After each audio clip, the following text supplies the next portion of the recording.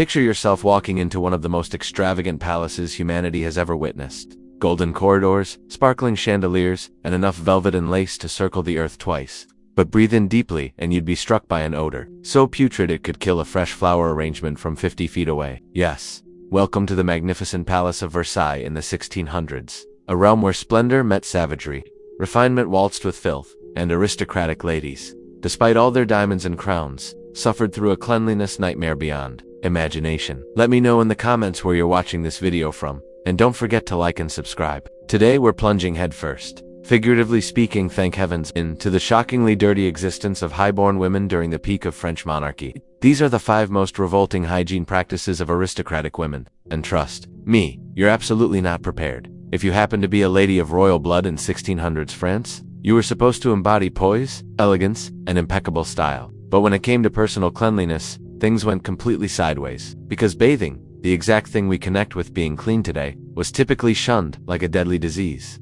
You see, the medical knowledge of that era hadn't matched up with basic logic. Physicians believed that hot water wasn't your ally, but your worst enemy. They figured it dangerously opened up your skin to illness, welcoming in invisible dangers that floated through the atmosphere. Combine this with the mighty influence of the clergy, which criticized bathhouses as places of pride and sin, and what you ended up with was an entire society gradually rejecting water. Ladies didn't possess personal bathtubs or the convenience of daily washing. Actually, they hardly bathed whatsoever. A complete body cleanse was viewed as pointless, hazardous, or even wicked. Instead, most aristocrats, including royal ladies, would employ a moist rag to clean their hands, faces, and maybe their throats. But these weren't water-drenched cloths. They were frequently dampened with spirits, vinegar, or even spit, which supposedly helped sanitize without exposing the flesh to dangerously to make things even more depressing.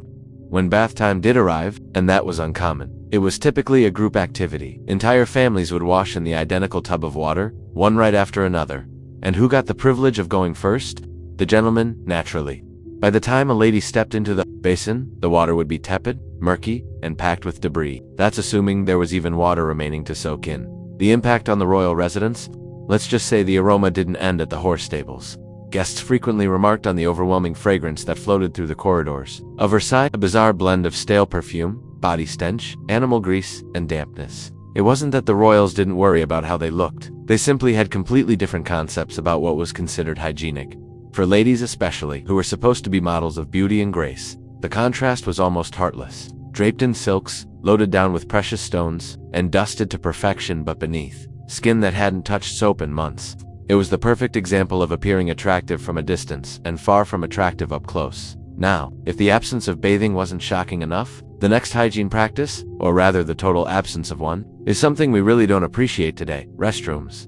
The Palace of Versailles was an architectural wonder, overflowing with extravagance, sheltering the most influential people in Europe. But here's the shocking part: it contained virtually no decent toilets. That's correct. Hundreds of chambers, thousands of visitors, and barely a working restroom anywhere. Instead, the royal court depended on chamber pots, small, movable containers positioned under beds, behind drapes, or in storage rooms. When nature demanded, you used your container and then, well, someone, if not yourself, threw it out the window. If the breeze was unlucky or the road below too busy, someone might receive a very unpleasant shock, and some nobles didn't even trouble themselves with containers. Gentlemen were famous for urinating off terraces or relieving themselves in the palace courtyards.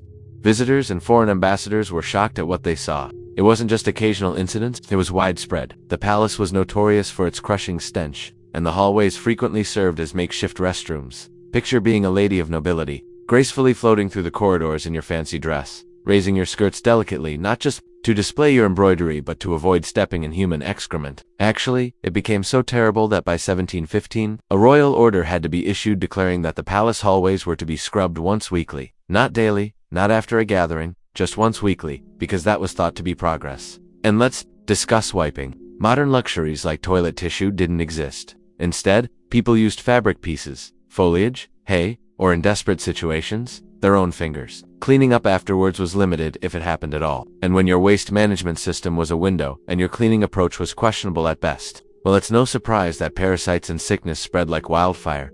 If Versailles was the center of Europe's style craze, its heartbeat pounded loudest in the wigs and hairdos of royal ladies. These weren't just regular hairstyles. These were engineering marvels. Hairstyles soared feet above the skull, decorated with bows, jewels, miniature landscapes, and even small boats. That's right, boats. Realistic models placed on top of a lady's head, sailing the seas of powdered locks. To reach such height, women packed their hair with everything from metal frameworks and horsehair to stuffing made of sheep's wool or cotton. Then, once the basic structure was built, they slathered on generous quantities of pomade, made from animal grease, especially cow fat. This helped shape and secure the style and position. But that oil also created a warm, sticky, and very appealing home for lice.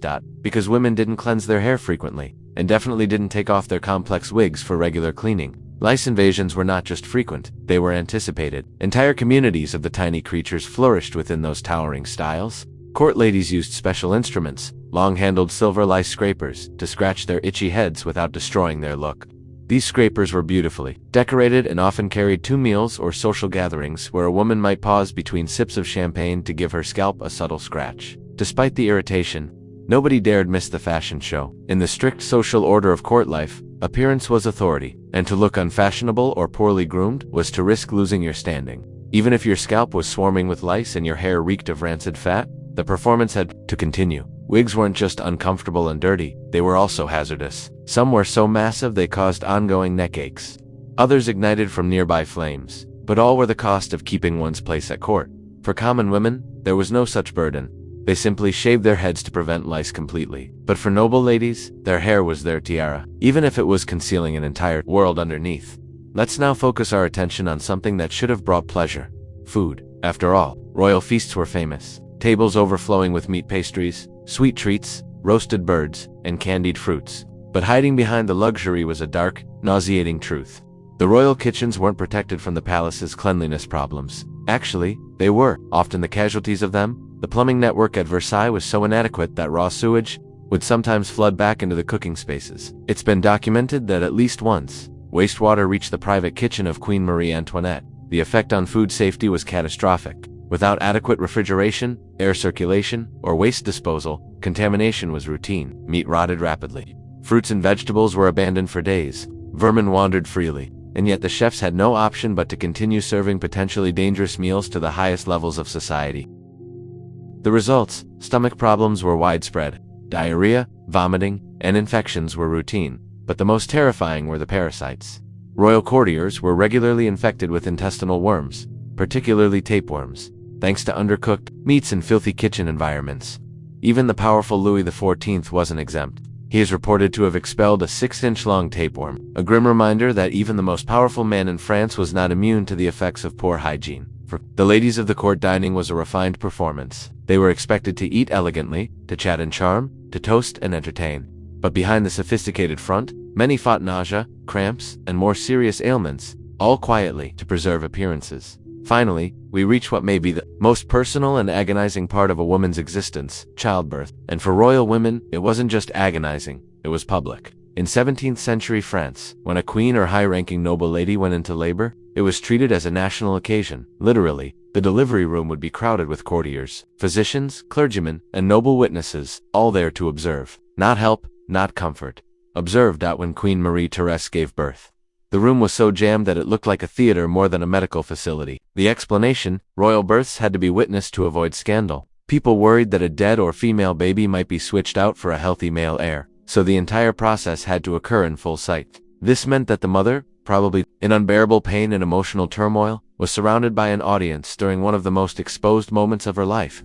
There was no privacy, no respect, just expectation. Marie Antoinette famously collapsed after giving birth due to the stifling heat and overwhelming crowd in her room. She wasn't the only one. Many women fainted, wept, or suffered complications, all while being observed like a show on stage. And childbirth was far from secure. With restricted medical understanding and no access to antibiotics, 1 in 3 children died before reaching 3 years old. Mothers also faced high death rates, especially from infections caused by unwashed hands and unclean instruments. So while royal births were occasions of national joy, they were also characterized by tremendous fear and physical agony. The emotional damage on women who had to bear children under pressure, surveillance, and danger was overwhelming. So there you have it. 5 disgusting realities from the golden halls of the palace. Beneath the shimmering gowns, corridors, and jeweled tiaras, royal women lived lives packed with discomfort, humiliation, and dangers that would make modern people cringe. They were the symbols of grace and refinement in public, but in private they scratched, suffered, and survived in ways history often neglects to record. If you thought royal life was all fancy dresses and grand dinners, think again. The real story is much dirtier and far more human. Until next time, keep discovering the past, because history isn't just captivating. Sometimes it's downright disgusting.